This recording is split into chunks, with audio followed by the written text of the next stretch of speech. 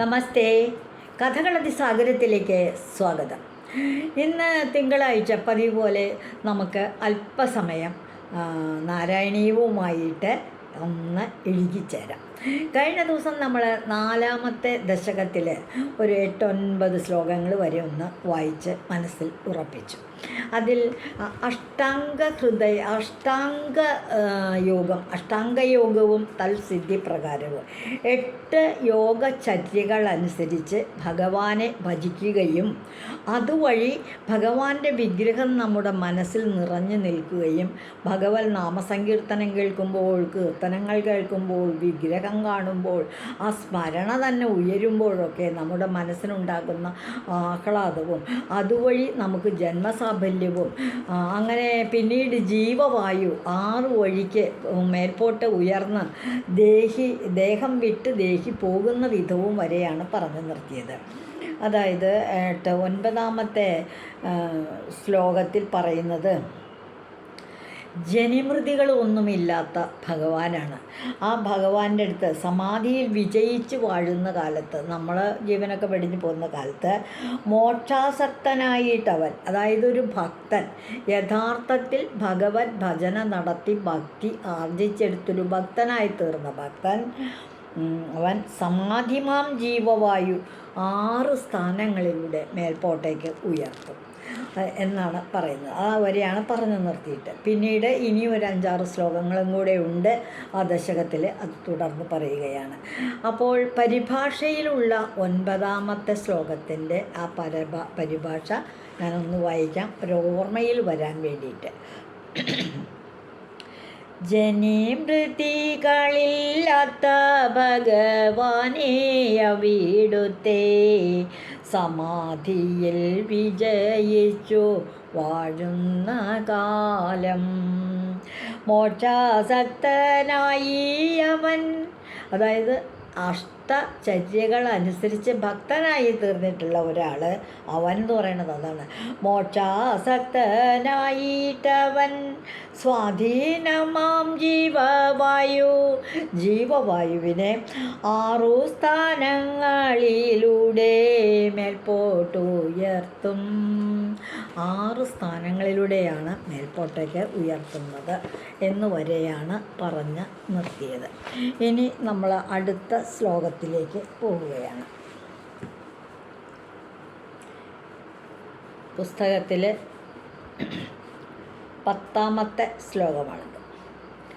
ലിംഗദേഹമപി സന്ധ്യസന്നതോ ലീയതേ ത്വയി പരേ നിരാഗ്രഹ ഊർധ്വലോകകുതുകീതുമൂർധത സാർദ്ധമേവ കരണൈർനിരീയതേ.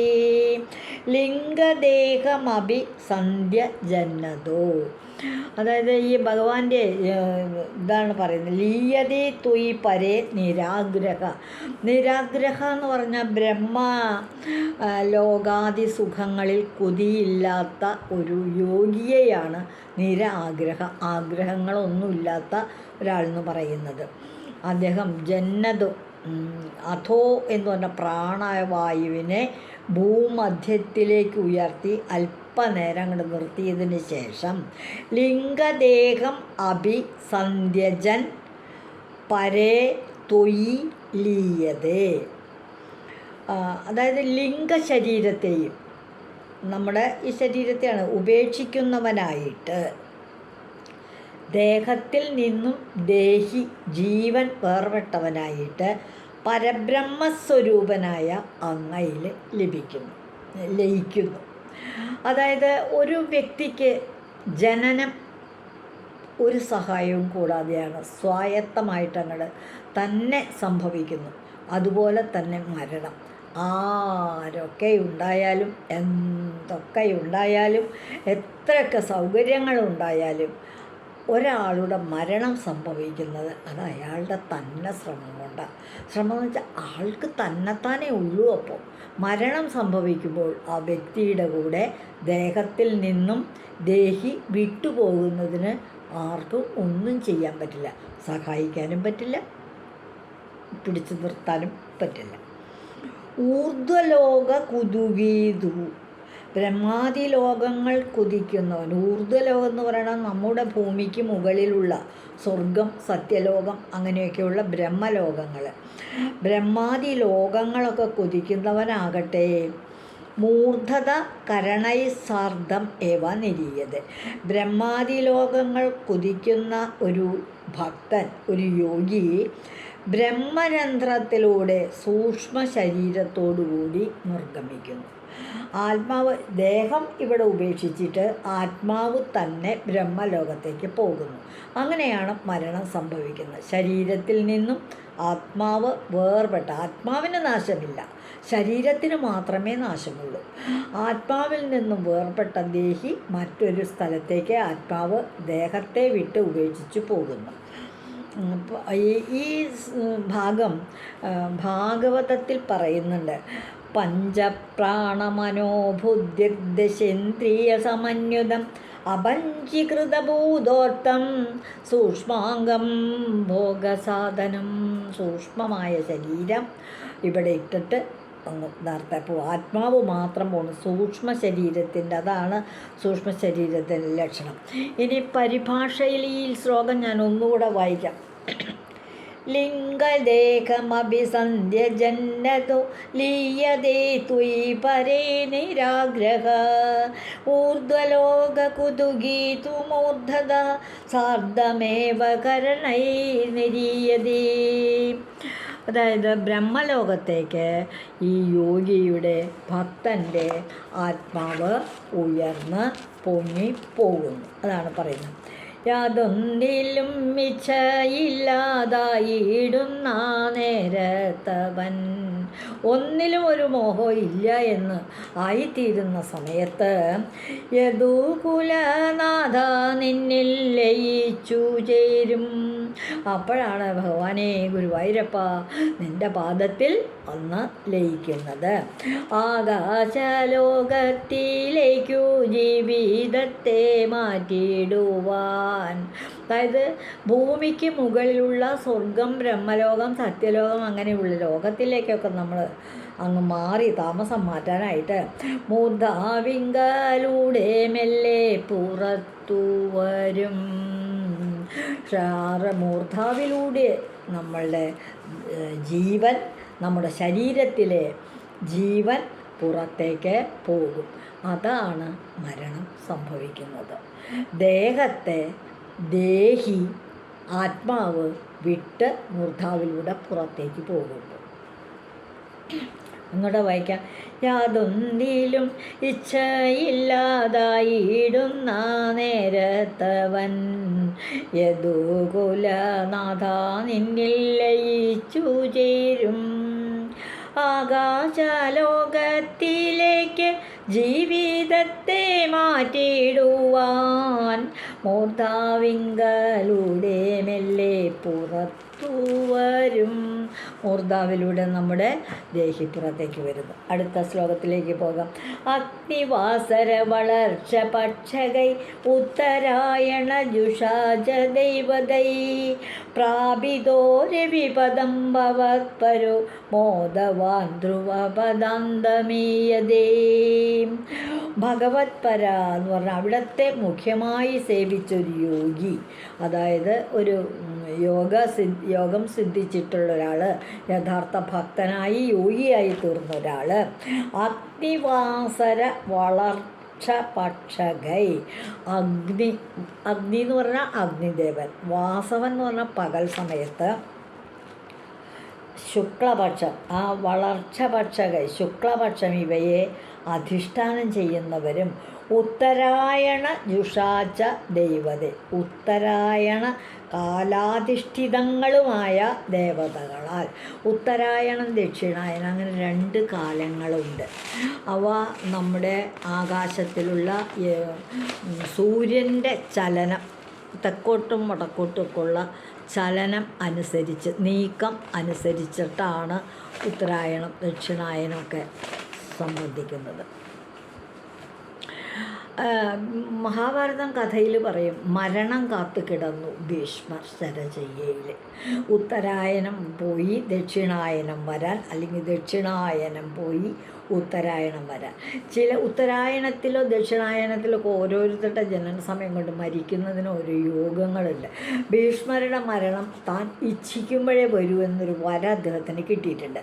അതുകൊണ്ട് അദ്ദേഹം മരണം കാത്ത് ശരശയ്യയിൽ ഒരുപാട് നാൾ അങ്ങനെ കിടന്നു. എന്നിട്ട് അദ്ദേഹം ഇച്ഛിച്ച സമയത്ത് ദക്ഷിണായന കാലത്ത് തന്നെയാണ് മരണം സംഭവിച്ചേക്കുന്നത്. അതാണ് ഇവിടെ പറയുന്നത്.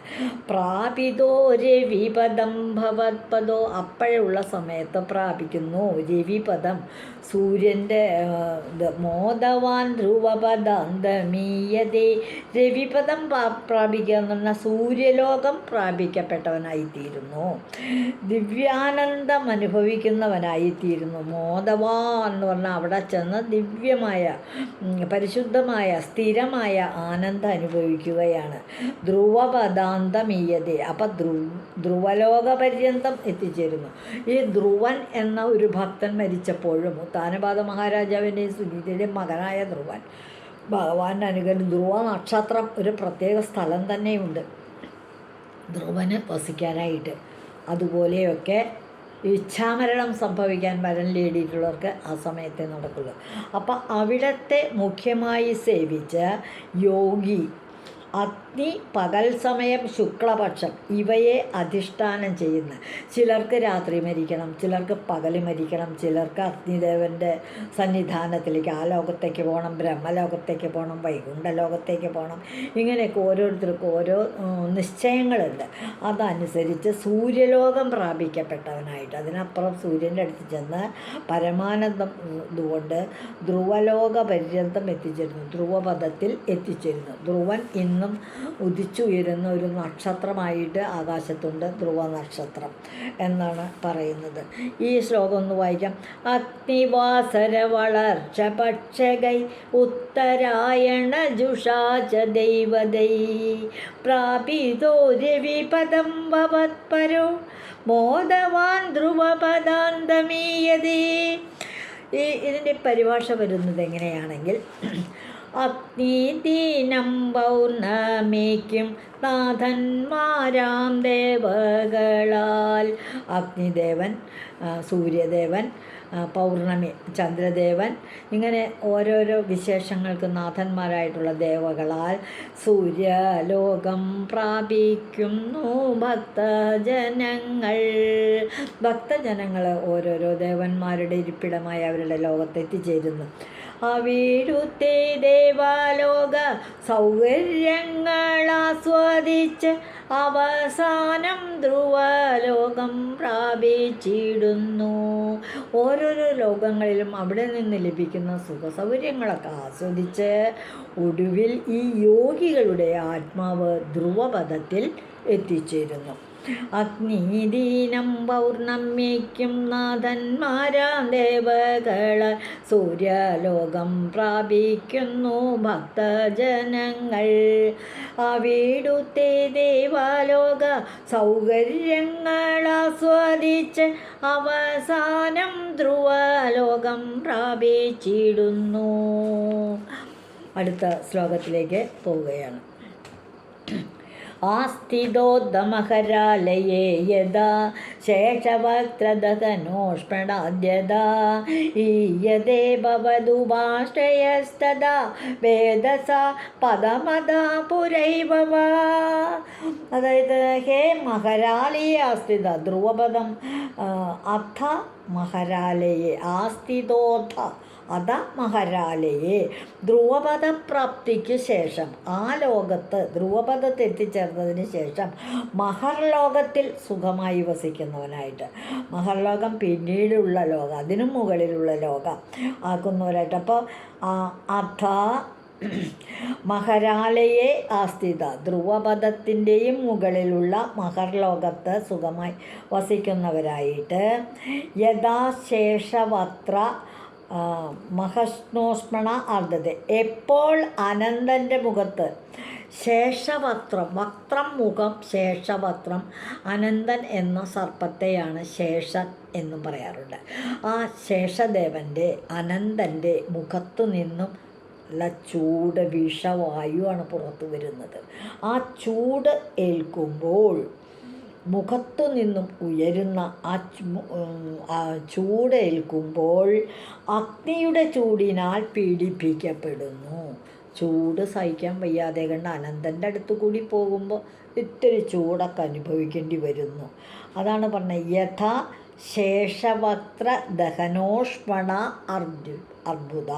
അർദ്യത്തെ. ശേഷൻ്റെ മുഖത്തു നിന്ന് വമിക്കുന്ന ചൂട്, വായുവിൽ നിന്നേൽക്കുന്ന ചൂട് അനുഭവിക്കേണ്ടി വരുന്നു. തഥാഭവതുപാശ്രയ, അപ്പോൾ അങ്ങയെ തന്നെ ശരണം പ്രാപിക്കും. സഹിക്കാൻ വയ്യാത്ത ചൂട് അനന്തൻ്റെ അടുത്ത് നൽകുമ്പോൾ അയ്യോ ഭഗവാനേ കൃഷ്ണ ഗുരുവായൂരപ്പാ എന്നങ്ങ് വിളിച്ചു പോകും. വേദസ പദമീയതേ, അങ്ങനെ ആകുമ്പോൾ എന്തുണ്ടാവും, ഭഗവാനെ വിളിക്കുമ്പോൾ ബ്രഹ്മലോകം പ്രാപിക്കും. അപ്പം ബ്രഹ്മലോകത്തെത്തും. വാ അത പുര ഏവ, അഥവാ ഇനിയോ ശേഷവദന നാഗപീഠയ്ക്ക് മുമ്പ് തന്നെ വേദസാപദമീയത. ചിലർക്ക് യോഗികളുടെ തപശക്തിയുടെ ബലം അനുസരിച്ച് അനന്തൻ്റെ മുഖത്ത് നിന്ന് വമിക്കുന്ന വിഷവായു ഏൽക്കേണ്ടി വരില്ല, ആ ചൂടിൻ്റെ പീഡനം ഏൽക്കേണ്ടി വരില്ല. അല്ലാണ്ട് തന്നെ ഇങ്ങോട്ട് ബ്രഹ്മലോകത്തേക്ക് നേരെ ഭഗവാൻ കൊണ്ടുപോകും. ചിലരെ അത്രയ്ക്ക് അങ്ങോട്ട് ഭക്തിയൊന്നും സിദ്ധിയിട്ടില്ല, കുറച്ചൊക്കെ അങ്ങോട്ട് ആയിട്ടുള്ളൂ എന്നുള്ളവർക്ക് ഈ പീഠത്തിരി അങ്ങോട്ട് അനുഭവിച്ചോട്ടെ എന്ന് വെച്ചാൽ അനന്തൻ്റെ ചൂട് ഇത്തിരി ഏൽക്കേണ്ടി വരും. അപ്പോൾ ഭഗവാനെ വിളിക്കും. ഭഗവാനെ വിളിക്കുമ്പോൾ വീണ്ടും ഭഗവാൻ രക്ഷിക്കും, ബ്രഹ്മലോകത്തേക്ക് കൊണ്ടുപോകും. അതാണ് ഈ ശ്ലോകം പറയുന്നത്. അവിടത്തെ മുഖ്യമായി സേവിച്ച യോഗികൾ ധ്രുവപദപ്രാപ്തിക്ക് ശേഷം മഹർലോകത്തിൽ സുഖമായി വസിക്കുന്നവനായിട്ട് എപ്പോൾ അനന്തൻ്റെ മുഖത്തു നിന്ന് വമിക്കുന്ന ചൂട് സഹിച്ച് ഭഗവാനെ വിളിച്ച് ബ്രഹ്മലോകത്തിലെത്തും. ചിലർക്ക് ആ പീഡനമൊന്നും ഏൽക്കാതെ തന്നെ ബ്രഹ്മലോകത്തിലേക്കെത്തും എന്നാണ് ഈ ശ്ലോകം പറയുന്നത്. ഒന്ന് വായിക്കാം.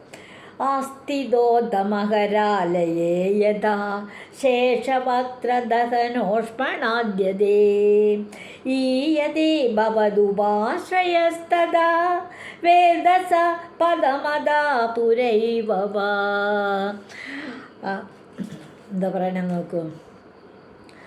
മകരാലയത്തിലേറെ കാലങ്ങളായി രമിക്കുന്ന, മകരാലയത്തിലേറെ കാലങ്ങളായി വസിക്കുന്ന രമിക്കുന്ന അവിടത്തെ സേവകരോ ഭാഗ്യജന്മങ്ങൾ. മകരാലയം എന്ന് പറഞ്ഞാൽ ബ്രഹ്മലോകം. ബ്രഹ്മലോകത്ത് ജീവിക്കുന്ന ഭക്തജനങ്ങളൊക്കെ പുണ്യം ചെയ്തവരാ, യോഗികളാ, സുഹൃതം ചെയ്ത യോഗികളാ. അനന്തൻ്റെ മുഖത്തുള്ള അഗ്നിതാപം ഏറ്റിടുമ്പോൾ അവസാനം ബ്രഹ്മലോകം പ്രാപിച്ചിടുന്നു. ചിലർ അനന്തൻ്റെ മുഖത്തുള്ള ആ അഗ്നിതാപം ഏൽക്കുമ്പോൾ, താപം ചൂടേൽക്കുമ്പോൾ, വിഷവായു ഏൽക്കുമ്പോൾ, പീഡിപ്പിക്കപ്പെടുമ്പോൾ ഭഗവാനെ വിളിക്കും, എന്നിട്ട് ബ്രഹ്മലോകത്തിൽ പോകും. ചിലർക്ക് ആ പീഡനമൊന്നും ഏൽക്കാണ്ട് തന്നെ അങ്ങോട്ട് നേരെ ഭഗവാനെ വിളിച്ചുകൊണ്ടും ബ്രഹ്മലോകത്തിലേക്ക് പോകും. അതാണ് പറയുന്നത്. മകരാലയത്തിലേറെ കാലങ്ങളായി രമിക്കുന്ന അവിടത്തെ സേവകരു ഭാഗ്യജന്മങ്ങൾ. അനന്തൻ്റെ മുഖത്തുള്ള അഗ്നിതാപം ഏറ്റിടുമ്പോൾ അവസാനം ബ്രഹ്മലോകം പ്രാപിച്ചിടുന്നു. അടുത്ത ശ്ലോകത്തിലേക്ക് പോകാം. തത്ര വാതവ പദേവ വാവസൻ പ്രാകൃത പ്രളയേതി മുക്തദാ സ്വേച്ഛയാ ഖലു പുരാ വിമോച്യതേ സംവിദദ്യ ജഗദണ്ഡമോജസ. അതായത് തത്രവ അഥവാ തവ പദേവസൻ, ബ്രഹ്മലോകത്തിലോ അല്ലെങ്കിൽ അവിടത്തെ പാദത്തിലോ വസിക്കുന്നവരായിട്ട് പ്രാകൃത പ്രളയെ മുക്തദാമേതി, പ്രാകൃത പ്രളയത്തിൽ അതായത് ബ്രഹ്മപ്രളയത്തിൽ മോക്ഷം പ്രാപിക്കും. ചിലരിനി അങ്ങനെയല്ല, പ്രളയം വന്ന് അതിൽ മുങ്ങി അപ്പം തന്നെ മോക്ഷം പ്രാപിക്കും.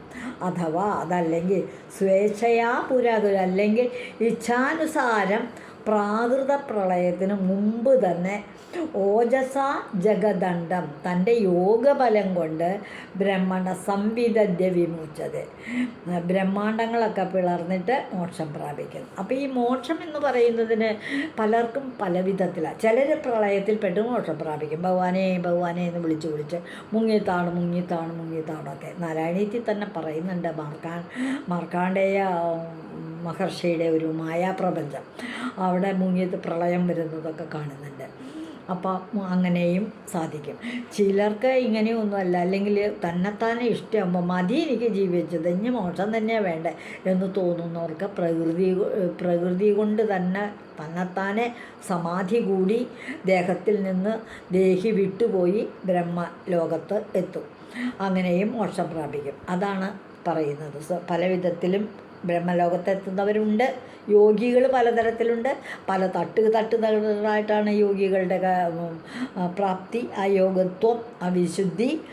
അതനുസരിച്ച് തന്നെത്താനെ മോക്ഷം ലഭിക്കുന്നവരുണ്ട്. തത്ര വാതവ പദേ തവാവസൻ പ്രാകൃത പ്രളയ ഏതി മോക്തദാം സ്വേച്ഛയാ ഖലു പുരാ വിമോച്യതേ സംവിദദ്യ ജഗദണ്ഡമോജസ. നമുക്കിതിൻ്റെ പരിഭാഷ എന്താ പറയുന്നത് എന്ന് നോക്കാം.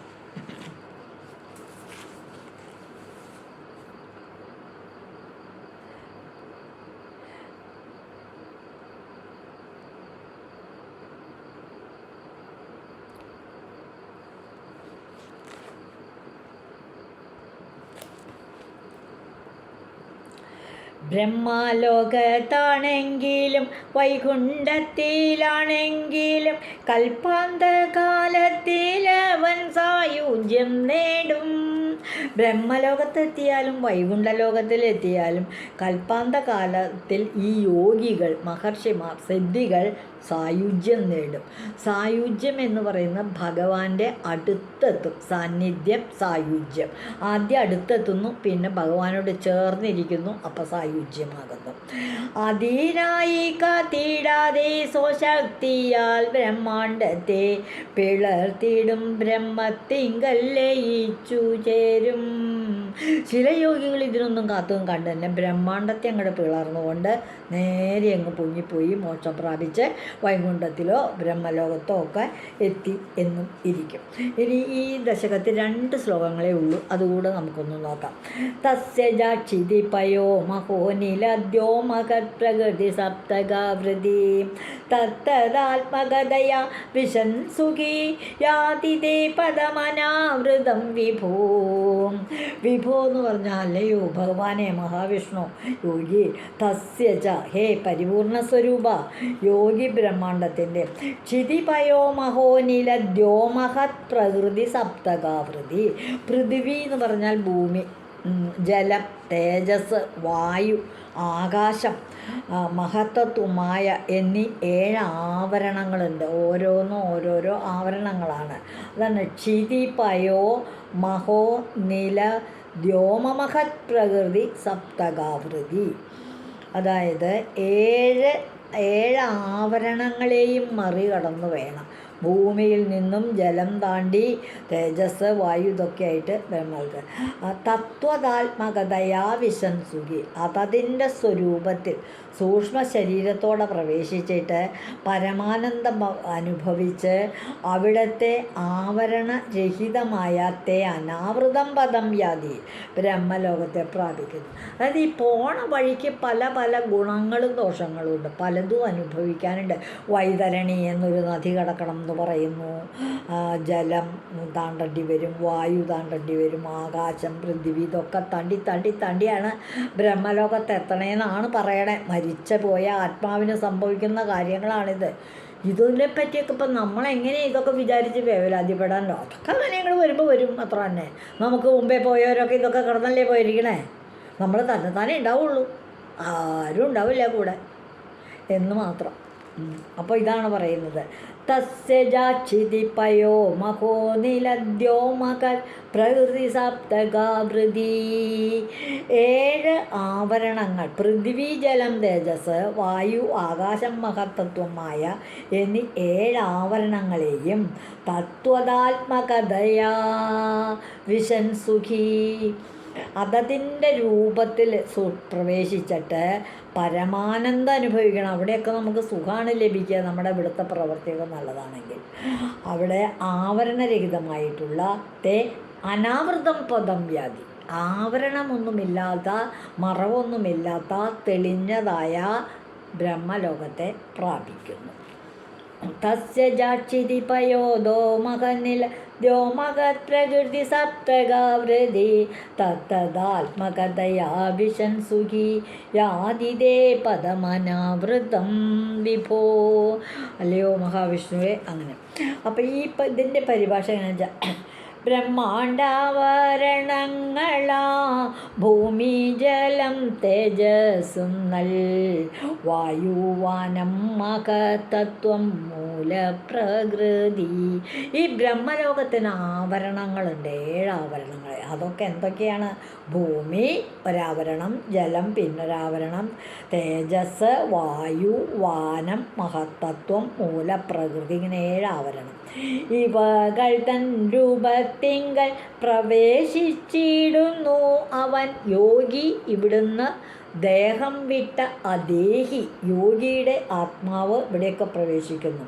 ആവരണരഹിതനായി ബ്രഹ്മം പ്രാപിക്കും. ഒരാവരണങ്ങളൊക്കെ തരണം ചെയ്ത് ബ്രഹ്മത്തിൽ എത്തും. ഒന്നുകൂടി വായിക്കുന്ന, ബ്രഹ്മാണ്ടാവരണങ്ങളാം ഭൂമി, ജലം, തേജസ്സും നൽ വായുവാനം മഹത്തത്വം മൂലപ്രകൃതി. ഇവകൾ തൻ രൂപത്തിങ്കൽ പ്രവേശിച്ചിടുന്നു അവൻ ആവരണരഹിതനായി ബ്രഹ്മം പ്രാപിക്കും. ഈ ദശകത്തിലെ ലാസ്റ്റ് ശ്ലോകമാണ്, അതുകൂടെ ഒന്ന് പറയുന്നു. അർച്ചരാദിഗതിമീദൃശ്യം വ്രജൻ വിച്ഛുതിന്ന ഭജതേ ജഗൽപദേ സച്ചിദാത്മക ഭവദ്ഗുണോദയാനച്ചരന്തമനിലേശ പാഹി മാം. ഹേ ജഗൽപദേ, ഭഗവാനെ, ഈദൃശിം അർച്ചിരാദിഗതിം വ്രജൻ, അതായത് ഇത്തരത്തിലുള്ള ഒരു യോഗി യോഗചര്യ അനുസരിച്ച് ഭഗവാനെ ഭജിച്ചിട്ടുള്ളവരാണ് യോഗികൾ. അഷ്ടയോഗചര്യകളുണ്ട്. ഈ അധ്യായത്തിൻ്റെ ആരംഭം തൊട്ട് അതാണ് നമ്മൾ മനസ്സിലാക്കിയത്. അല്ലയോ ജഗദീശ്വര, ഇപ്രകാരമുള്ള ലോകാധിഗതിയെ പ്രാപിക്കുന്നവനായിട്ടുള്ളൊരു യോഗി വിച്ഛുതിം ന ഭജതേ, പുനരാവർത്തിയെ പ്രാപിക്കുന്നില്ല. മറ്റൊരു ജന്മം അവന് ഉണ്ടാകുന്നില്ല. സച്ചിദാത്മക അനിലേശ ഭവദ്ഗുണോദയാൻ ഉച്ചരന്തം മാം പാഹി. പുനരാവർത്തി സച്ചിദാനന്ദ സ്വരൂപനായ ശ്രീ ഗുരുവായൂരപ്പ, അവിടുത്തെ ഗുണോത്കർഷങ്ങളെ കീർത്തി ചെയ്യണേ, അടിയനെ രക്ഷിക്കണേ. എനിക്ക് ഇനിയൊരു ജന്മം തരാതെ ബ്രഹ്മാണ്ടത്തിൽ ബ്രഹ്മപദത്തിങ്കൽ ഭഗവാന്റെ പാദത്തിങ്കൽ എത്തി അവിടുത്തെ ഭജിച്ചിരിക്കാനായിട്ട് ഉച്ചരന്തമനിലേശ പാഹി. ഉച്ചരന്തം എന്ന് പറഞ്ഞാൽ ഭവത് ഗുണാദയാൻ ഉച്ചരന്തം മാം പാഹി. അവിടുത്തെ ഗുണോത്കർഷങ്ങളെ പ്രകീർത്തിക്കുന്ന അങ്ങയുടെ കീർത്തനങ്ങൾ പാടുന്ന അങ്ങയുടെ നന്മകളെ വാഴ്ത്തി പുകഴ്ത്തി പറയുന്ന എനിക്ക് ഇനി ഒരു ജന്മവും വേണ്ട. ബ്രഹ്മാണ്ടത്തിൽ ബ്രഹ്മപാദത്തിൽ എത്തിയാൽ മതി, ബ്രഹ്മപദം നേടിയാൽ മതി. അതാണ് കവിയുടെ പ്രാർത്ഥന. അർച്ചിരാദിഗതിമീദൃശം വ്രജൻ വിച്ഛുതിം ന ഭജതേ ജഗൽപദേ സച്ചിദാത്മക ഭവദ്ഗുണോദയാനുച്ചരന്തമനിലേശ പാഹി മാം. അവിടുത്തെ പദം പ്രാപിച്ചാൽ മതി. ജഗൽ പ്രഭോ മാരുദേശ സായുജ്യത്തെ തേടുന്നവൻ മുജ്ജന്മത്തിൽ ദുഃഖം പിന്നീടറിയുകയില്ല. ഈ ജന്മത്തിൽ ഉണ്ടായ ദുഃഖങ്ങളെപ്പറ്റി, അതായത് ദേഹത്തിൽ നിന്നും ദേഹി വേർപെട്ടാൽ പിന്നെ ഈ ശരീരം കിട്ടി അങ്ങോട്ട് തീരുന്നവരെ, ദേഹി പോകുന്നവരെയുള്ള കാലത്ത് ഒരു ദുഃഖങ്ങളും ഒന്നും നമ്മൾ അറിയുന്നില്ല. മുജ്ജന്മത്തിൽ ദുഃഖം പിന്നീടറിയുകില്ല. പരമാനന്ദ സ്വരൂപ പരമമാനാമം പാടും, അങ്ങയുടെ പരമമായ നാമം പാടുന്ന പാമരനാമെന്നെ അനുഗ്രഹിച്ചിടണേ, എന്നെ അനുഗ്രഹിക്കണേ. ജഗൽ പ്രഭോ മാരുദേശ സായുജ്യത്തെ തേടുന്നവൻ, ഞാൻ ഭഗവത് ബ്രഹ്മലോകം ബ്രഹ്മപദം ആഗ്രഹിക്കുന്നവൻ, മുജ്ജന്മത്തിൽ ദുഃഖം പിന്നീടറിയുകില്ല. പരമാനന്ദ സ്വരൂപ പരമമാനാമം പാടും പാമരനാമെന്നെ നീ അനുഗ്രഹിക്കണേ. അങ്ങനെ നമ്മൾ 4-ാമത്തെ ദശകത്തിൽ 8 ചര്യകളിലൂടെ ഭഗവാനെ ഭജിക്കുന്നതും ഭക്തി നേടുന്നതും ഭക്തിയിലൂടെ മുക്തി നേടുന്നതുമായ കാര്യങ്ങളാണ് ഈ ദശകത്തിൽ പറഞ്ഞത്. ഇന്ന് ഇവിടെ പറഞ്ഞ എല്ലാം സർവത്ര ഗോവിന്ദ നാമ സങ്കീർത്തനം. ഗോവിന്ദ ഗോവിന്ദ. ശ്രീ ഗുരുവായൂരപ്പ ശരണം.